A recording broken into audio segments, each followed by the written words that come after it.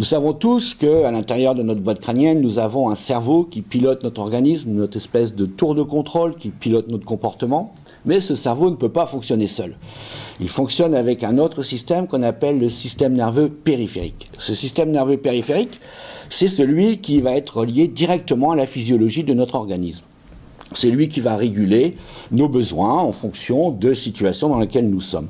Il va contrôler le rythme cardiaque, l'activité électrodermale, la respiration, etc. Donc le système nerveux périphérique est composé de deux branches, une branche sympathique et une branche parasympathique. La branche sympathique, c'est la branche qui va permettre d'activer l'organisme.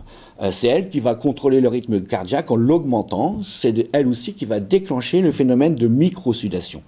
La microsudation, c'est des petites gouttes de sueur que l'on peut enregistrer sur la surface de la peau, mais qui sont invisibles à l'œil nu.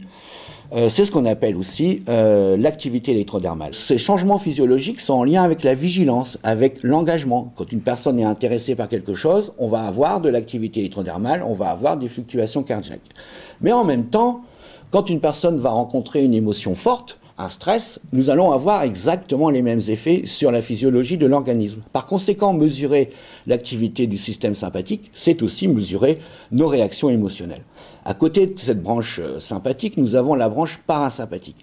La branche parasympathique, au contraire, c'est celle qui va mettre au repos notre organisme, va permettre de reconstituer nos ressources, et aussi, c'est cette branche qui est impliquée dans la gestion du bien-être.